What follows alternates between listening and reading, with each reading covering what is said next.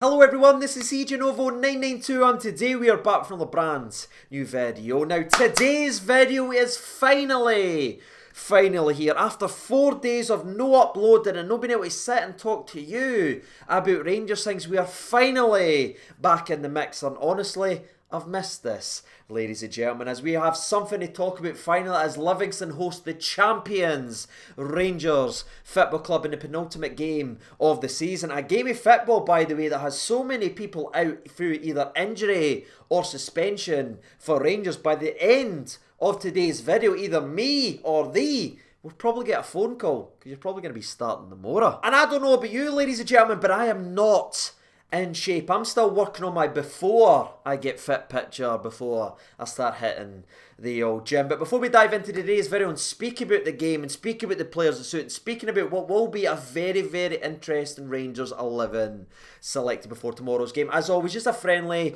wee reminder, we are trying to close in on 50,000 subscribers. So if you're new to the channel, or even if you're a regular viewer who hasn't hit that subscribe button, please consider doing so and help the nation on our way to hopefully reaching 50k before the end of the season. But YouTube pings and all that to one side, let's get on with the football then, shall we? And as always, we will start off with the oppositional preview and have a look at tomorrow's opposition, which is of course Livingston, who currently sit bottom of the top 6 joint points with St Johnstone. And we just mentioned there, it's going to be interesting from the Rangers perspective, and again, we will break that down, but it's also interesting from Livingston's point of view as well, because coming in to this game, we have 2 Manager of the Year nominees gone at it in this game, and you expect, when you hear Manager of the Year nominees and everything like that, you're expecting both teams to be absolutely roaring to the finish line, but that is not what's happening with Livingston under Martindale right now. That old phrase that we've all heard, one eye on the beach, certainly can be said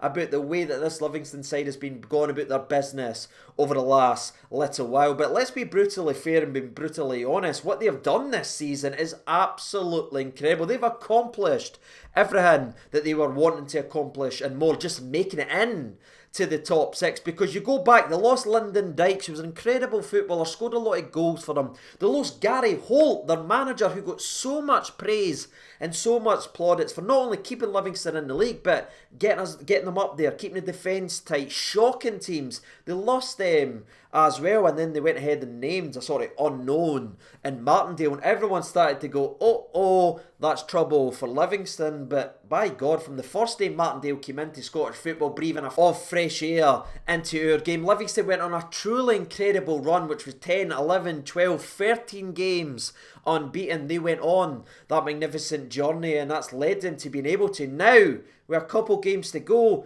maybe take a wee bit foot off the gaff and just be happy about what they accomplished, and that was making it into the top 6, considering who left and the circumstances they found themselves throughout the start of the season. Now again, I'm not sitting here saying they're intentionally taking the foot off the gas or anything. That's just one of those things when you've went ahead and accomplished what you've wanted to accomplish. We've seen it in our team with the intensity dropping off, and I think you've seen that in Livingston. I mean, if you look at the form coming into this game of football, I mean, Livingston has 1 win in the last 5 SPFL matches, and that was to Hamilton, who look like they are finally, and I mean finally, gone down, ladies and gentlemen. But apart from that, the last 3 games they've been beaten, and one of the games they got absolutely thrashed 6-0 by Celtic, in a game it looked like they were just turned up to make the numbers, if I'm being honest. As casual as they have looked recently in their form and not really been at it, not being at their best, doesn't mean that I think this game tomorrow is going to be an absolute walker. I'd love it to be, ladies and gentlemen, but we know what Livingston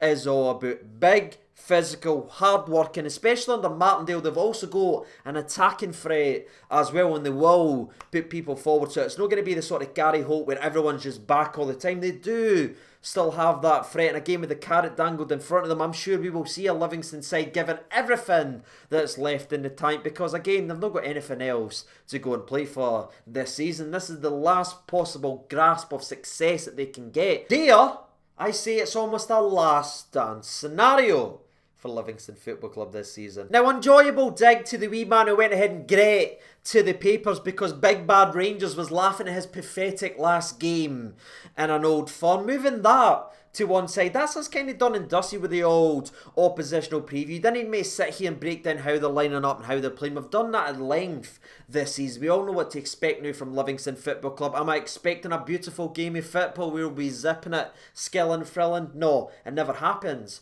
on that plastic surface. Every single person knows what we're going into this game. It will be a battle and it will require a moment, like Itten was able to do in the last visit to the Tony Macaroni, to create that opportunity for Stephen Davis. I'm sure it's going to require one of them again as Livingston look to sort of win themselves even more accolades this season and try and get their gaffer to be the manager of the season by breaking Rangers' undefeated streak and scoring a couple of goals to stop us from getting near that goals conceded record as well. So full on battle, ladies and gentlemen, and we'll have to be at it if we want to get all 3 points. And truthfully, I really think we will be. Now again, our team is heavily depleted and we will speak about that in a second, but everyone keeps using the undefeated streak and the goals conceded record as a thing to motivate the players, like it's something negative, like motivate the opposition players, I should say. But I see it as a positive as well, because now it's nearly been 2 months since we won the league, but these 2 potential records ahead of us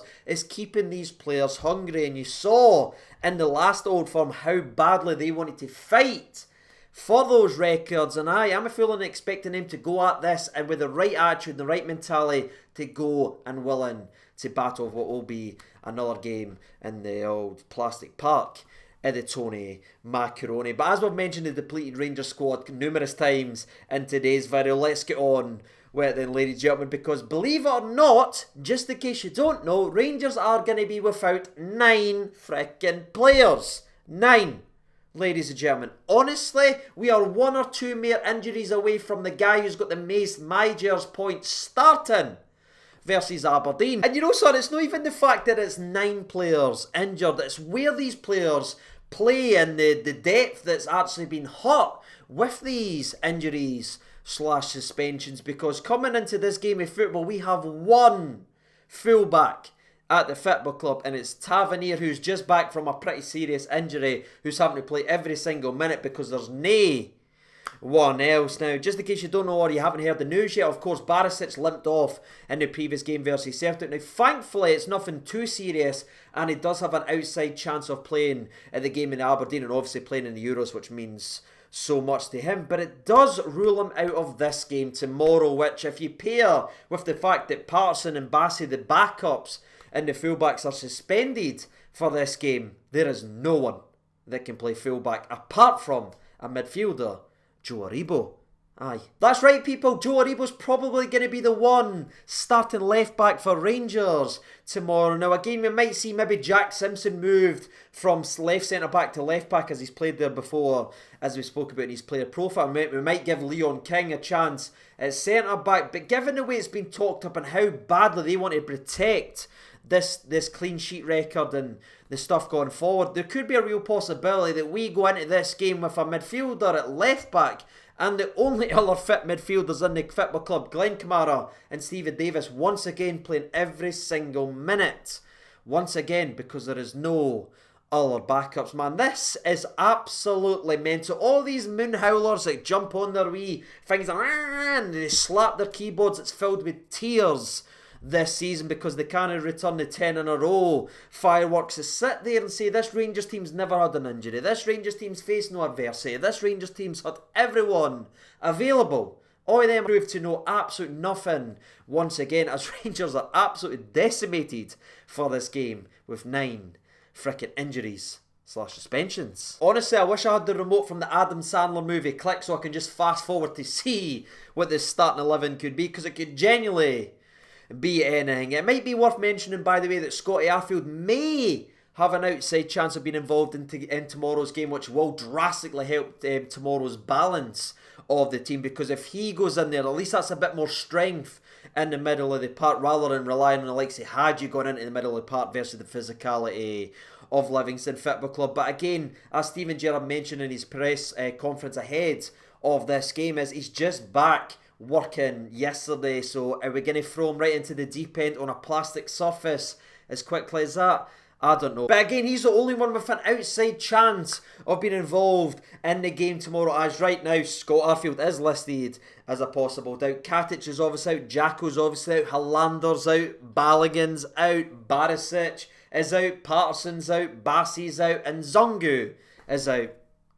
I mean, what's it going to be tomorrow? Genuinely. But I think the player scramble in the old noggin is the perfect place to end today's video, to wrap up the oppositional preview, to wrap up the preview and finish off with the cheeky little prediction. So, what are you thinking, ladies and gentlemen? It's going to be a very interesting Rangers team that goes out there. Very unique. We'll probably never ever see it again. But what are you expecting that Rangers team to be able to do at the Tony Macaroni? Make sure to be sharing your thoughts down there in the comment section below. And as always, I will give you my opinion on that. I'm going to go... I still think we'll come away because, again, I just believe in the quality of players. We've got so much attacking firepower. So I'm actually going to go with a solid, professional Rangers 2, Livingston 0. I think Alfredo Morelos will get amongst the goals. My other goal scorer, I'm going to go with Ryan Kent because he's playing at such a high level right now. In that position they had versus Celtic, I'm really hoping, because we are going to have to change the team so much, he can just have that free roam in behind maybe Kamaru